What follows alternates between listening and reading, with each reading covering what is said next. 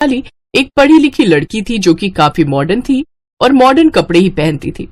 निशांत अपने दोस्तों के साथ रहकर शराब के नशे में चूर रहने लगा था। उसकी इस आदत से परेशान होकर एक रोज जगमोहन कहता है, न जाने इस लड़के की शादी आखिरकार कब होगी। ना तो ये हमारा कारोबार संभाल रहा है, ना ही खुद को। पापा, आई थिंक हमें निशांत की शादी करवा देनी चाहिए। क्या पता उसके बाद वो सुधर जाए। ओ कम ऑन डार्लिंग, ऐसे ड्रिंकर लड़की से भला कौन ही शादी करेगी। अरे कोई भी मिल जाए अब तो, कम से कम इसकी शादी तो हो जाए। अब तो बहुत परेशान कर दिया है इसने हमें। ऐसे ही कुछ दिन बीत जाते हैं। एक दिन उनके घर पंडित आता है और वो गांव की एक अनपढ़ गंवार गरीब लड़की पूनम का रिश्ता निशांत के लिए लाता है।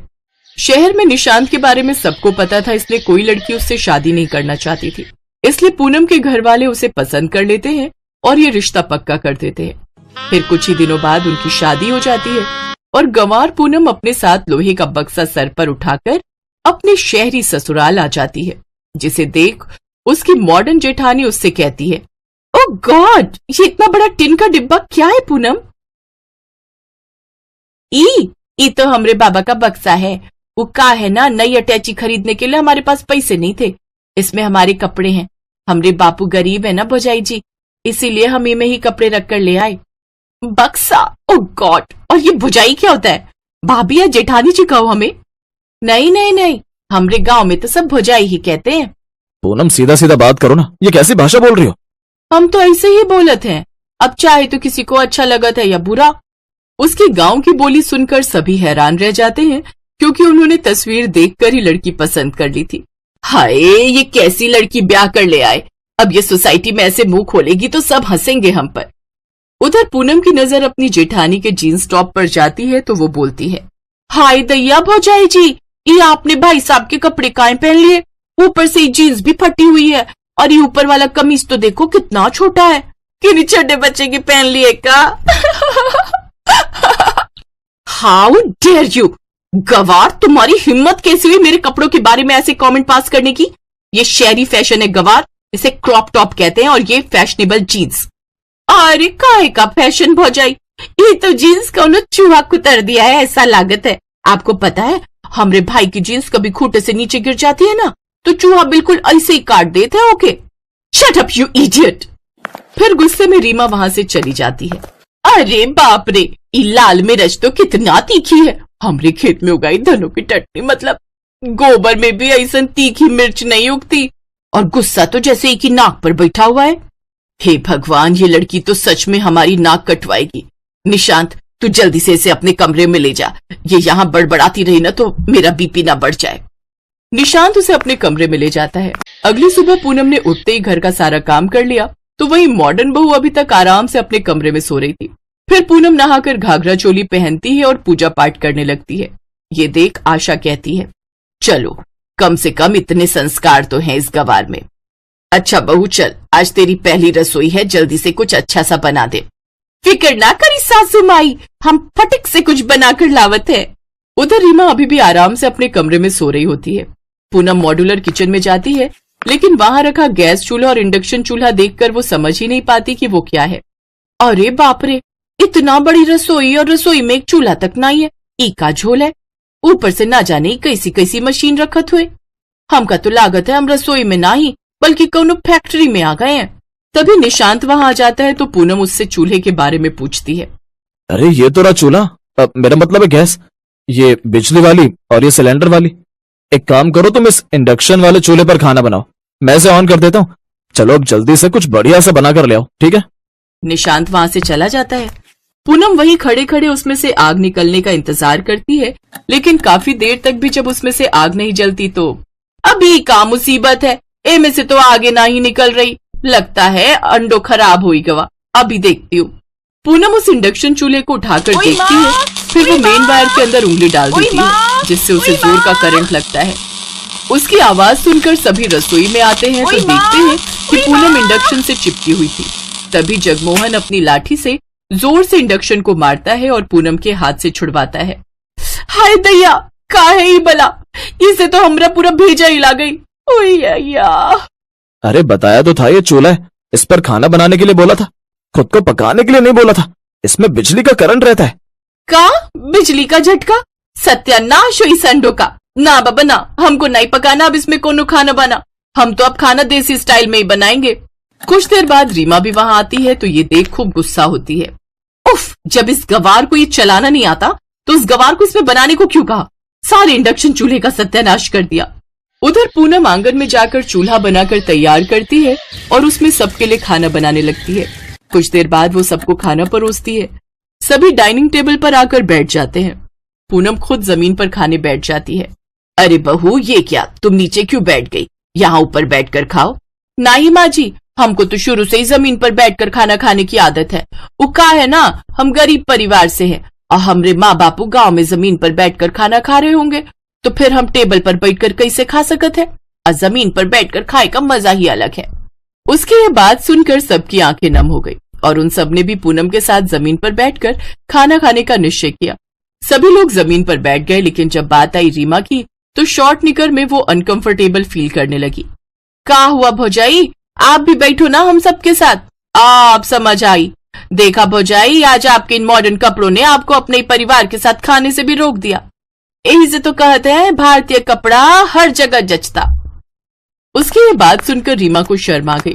वो जल्दी से गई और सूट सलवार पहन कर आई।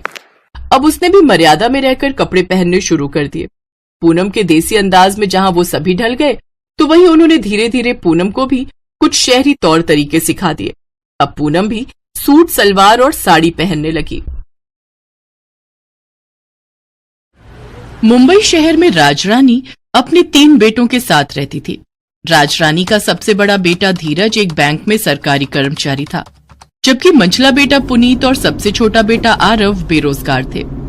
राजरानी का परिवार शहर के नामी परिवारों में आता था।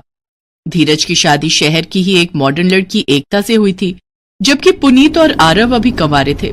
सासू माँ, आज मेरी फ्रेंड्स घर पर किटी पार्टी के लिए आ रही हैं, तो मैं पार्लर जा रही हूँ तैयार होने के लिए।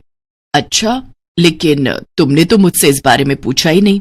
अब क्या मुझे पार्टी करने के लिए भी आपसे परमिशन लेनी होगी माँ जी? ओहो, अच्छा ठीक है, तू जा, घर का काम मैं देख लूंगी। इसीलिए तो मैं आपसे कह रही हूँ कि मेरे दोनों देवरों की शादी आप करवा दीजिए।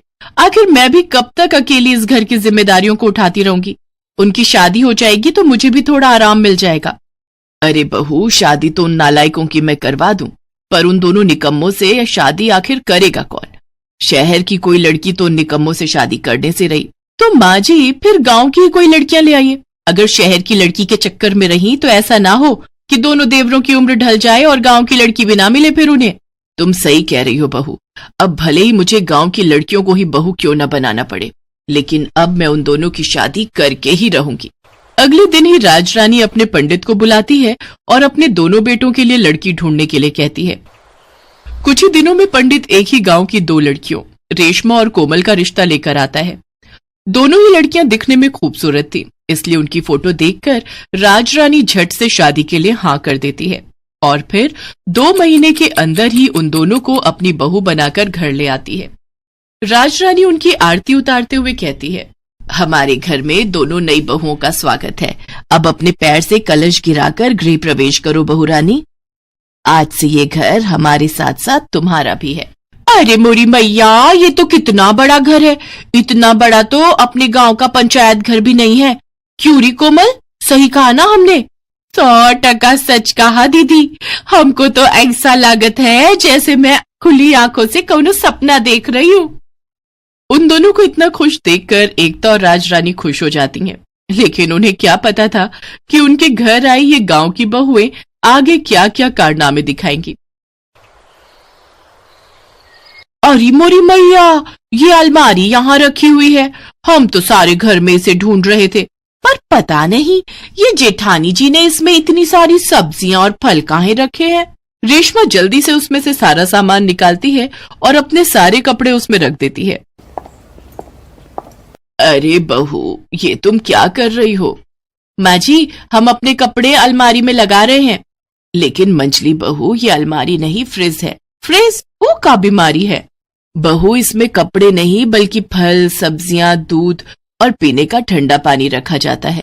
अरे मोरी मैया, तभी ने तो हम कहे कि ये ठंडी और लाइट वाली अलमारी तो हम पहली बार देखे हैं। उधर कोमल अपने हाथ में फूलों की माला लेकर इंग्लिश टॉयलेट पर चढ़ाते हुए उसके आगे हाथ जोड़कर खड़ी हो जाती है। तभी एकता उसके पास आती है और कहती है, अरे कोमल, ये तुम क्या कर रही हो? तुमको दिखता ना है का जेठानी जी, हम इसको प्रणाम कर रहे हैं। तुम पागल हो गई हो क्या? भला टॉयलेट को कोई हार पहनाकर उसको प्रणाम करता है क्या? आप नहीं जानती जेठानी जी, हमरे पूरे गांव में टॉयलेट नहीं है। हमको तो संडास के लिए रात में भी जंगल जाना पड़ता था। हमरे लिए तो ये बड़ी ही कमाल की चीज है जेठानी जी। तुम सचमुच में गांव की गवार हो। हाय मोरी मैया, इन सामानों में तो कितनी धूल मिट्टी जमा है। लागत है सासू माँ और जेठानी जी इसकी बिल्कुल भी सफाई नहीं रखती हैं। हमारी जेठानी को तो खुद की पुताई करने से ही फुर्सत कहाँ है जो इन सब पर ध्यान दे। अब हम इसको ऐसा चमकाएंगी कि सबकी आंख खुली की खुली रह जाएगी। हाँ। इतना कहकर रेशमा वो सारा सामान उठाकर बाथरूम में ले जाती है और वॉशिंग मशीन में पानी डालकर धोने के लिए डाल देती है। तभी उसमें से जोर जोर की आवाज आने लगती है। हाय मोरी मैया, लागत है भूकंप आने वाला है। हमको जल्दी से जाकर टेबल के नीचे छुप जाना चाहिए, नहीं तो कहीं ये घर हमरे ऊपर ही ना गिर जाए। रेशमा जल्दी से जाकर टेबल के नीचे छुप जाती है। तभी मशीन की आवाज सुनकर राजरानी वहाँ आती है। ये मशीन इतनी जोर से आवाज क्यों कर रही है? राजरानी भागकर वॉशिंग मशीन के पास जाती है और उसे बंद कर देती है। हे भगवान, ये हो क्या रहा है इस घर में? फ्रिज में कपड़े रखे जा रहे हैं, मशीन में लैपटॉप धुल रहा है, टॉयलेट को माला पहनाई जा रही है। ओफो, पता नहीं क्या होगा मेरे इस घर का। राजरानी रेशमा को आवाज लगाती है और कहती है, रेशमा बहू। जी सासू माँ, हम यहाँ छुपे हैं इस टेबल के नीचे। लेकिन तुम वहाँ क्यों छुपी हुई हो? सासू माँ, भूकंप आए वाला है, आप भी हमरे साथ छुप जाओ, नहीं तो ये भूकंप कहीं आपको भी ना ले डूबे। कोई भूकंप नहीं आ रहा है, जल्दी से टेबल के नीचे से बाहर आओ। क्या हुआ? भूकंप चला गया क्या? तभी वहाँ एकता और कोमल भी आ जाती हैं और राजरानी उनको सारी बात बताती है।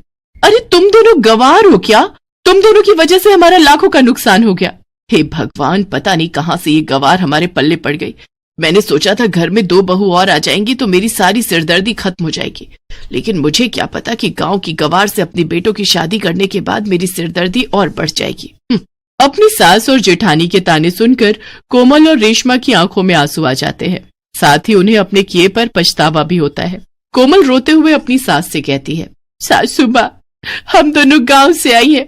हमरे पूरे गांव में कौनों के घर ही सब सामान नहीं है, इसे हमको नहीं पता कि इनका इस्तेमाल कैसे करना है।